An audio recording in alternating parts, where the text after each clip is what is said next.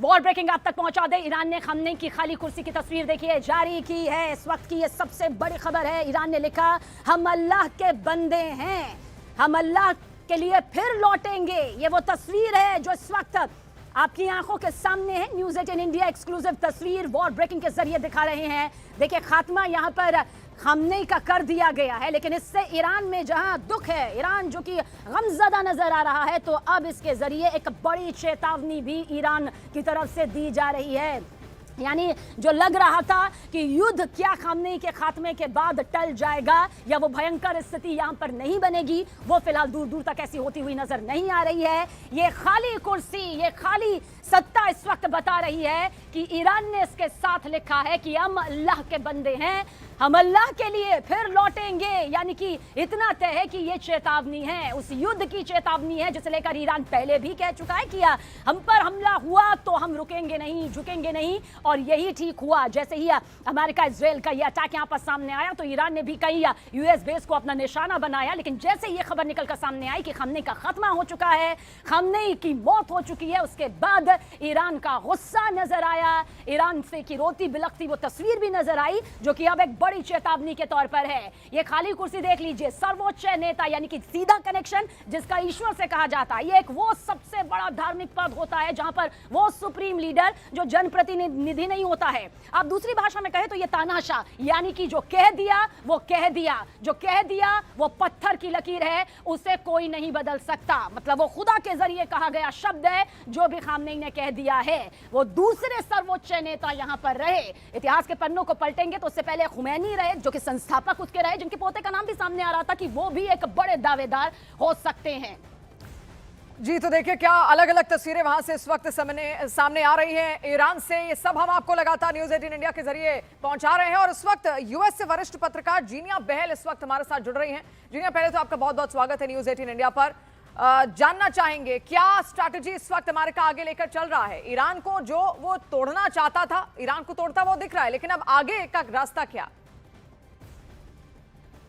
देखिए, आगे का रास्ता तो प्रेसिडेंट ट्रंप ने बहुत क्लियरली बता दिया अपने स्टेटमेंट में। जो बयान दिया, जो व्हाइट हाउस ने पोस्ट किया, उन्होंने उसमें क्लियरली कहा है कि वो ईरान के लोगों को ये कह रहे हैं, उनको ये मैसेज दे रहे हैं कि अब आप take control of your government, right. All this time आपकी आपको जो लीड कर रहा था वो एक डिक्टेटर था। टेक्निकली वो एक एडवर्सरी था for the United States, because he came into power after an ally of the United States was removed from power, right.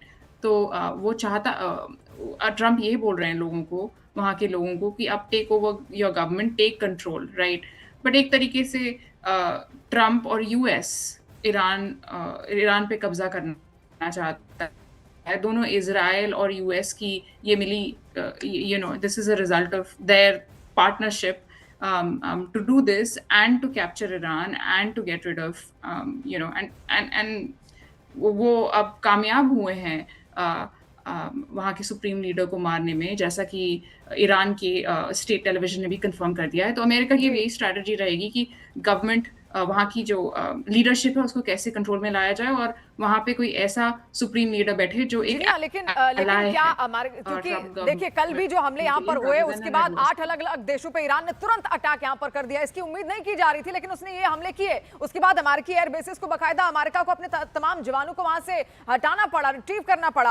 अब आपको लग रहा है कि क्या ईरान अभी थमेगा, क्योंकि खमनेई की मौत अभी अभी वहां पर हुई है? देखिए, ईरान की हालात ही नहीं है।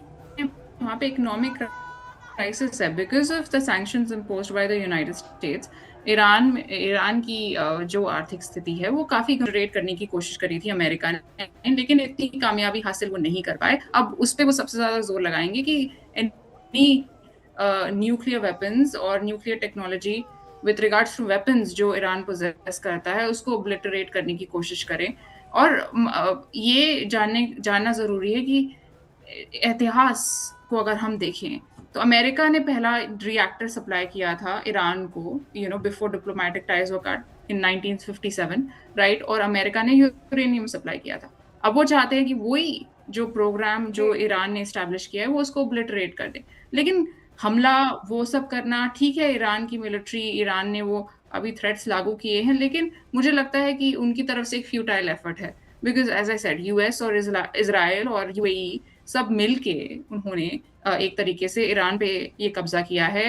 UAE was able to shoot down 132 ballistic missiles fired by Iran. आपके और पास मैं ईरान लौटूंगी आपकी बात भी यहाँ पर पूरी होनी बहुत ज्यादा जरूरी. लेकिन इस बीच एक तस्वीर आप देखिए किस तरीके से वहां पर अब क्योंकि शोक है, क्योंकि मातम वहां पर मनाया जा रहा है और ऐसे में आप देखिए सब कुछ वहां पर ब्लैक झंडे बकायदा लगा दिए गए हैं. खamenei की मौत पर वहां पर फूट फूट कर किस तरीके से उनके समर्थक यहां पर रो रहे हैं. शोक सभाएं वहां पर लगातार की जा रही है और इसी बात का वहां पर गम है कि आखिर खamenei गए क्यों, क्योंकि खamenei ने अब तक वहां की सत्ता संभाल कर रखी थी. कुछ कट्टरपंथी उनको यहां पर समर्थन देते थे, लेकिन जो नई पीढ़ी है वो उनको कभी समर्थन देती हुई वहां पर नहीं आई. कई तरीके के आरोप भी यहां पर बकायदा उन पर लगे.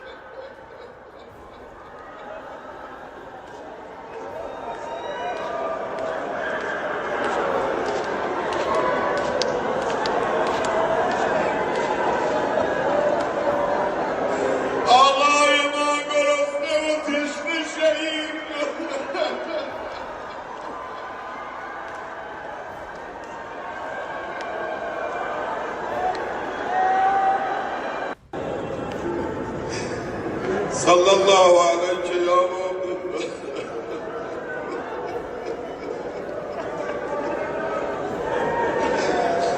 अस्सलाम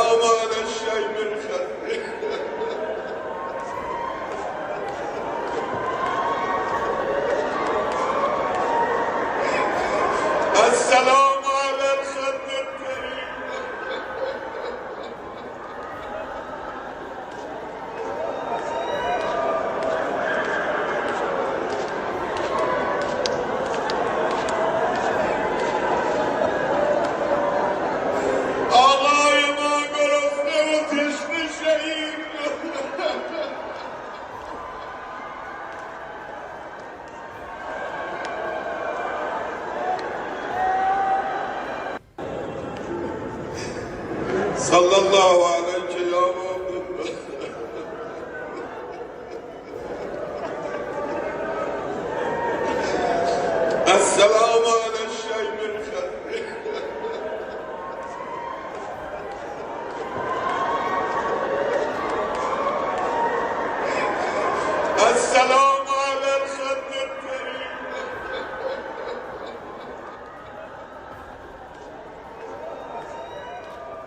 देखिए किस तरीके से वहां पर अब पूरा मातम पसरा हुआ है और जितने समर्थक यहां पर खamenei के हैं फूट फूट कर रोते हुए यहां पर दिख रहे हैं, क्योंकि एक बहुत शक्तिशाली चेहरा खamenei वहां पर माने जाते थे. और ये जगह देखिए उन्होंने बनाई, ये जगह उन्होंने बनाई है, ये हासिल उन्होंने की और अपनी शक्ति के लिए वो बेहद यहां पर जाने जाते थे. जिस तरीके से एक शिया पहचान होनी चाहिए मुसलमानों की, उसके लिए उनको यहां पर जाना जाता था. लेकिन जब अब वो यहां नहीं रहे तो उसके बाद ये पूरे ईरान में आप देखिए कई जगहों पर शोक सभाएं हैं तो कुछ जगह जश्न भी मनाया जा रहा है.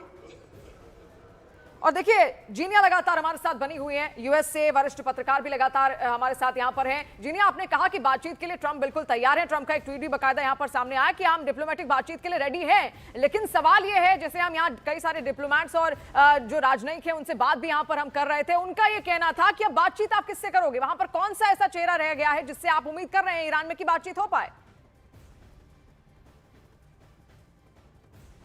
देखिए बातचीत तो चली रही थी, बातचीत काफी टाइम से चल रही थी. डिप्लोमेटिक टाइज ट्रंप ने special envoy to the UAE Steve Witkoff और जारेड कुशनर को अभी हाल ही में तकरीबन 2 हफ्ते पहले भेजा था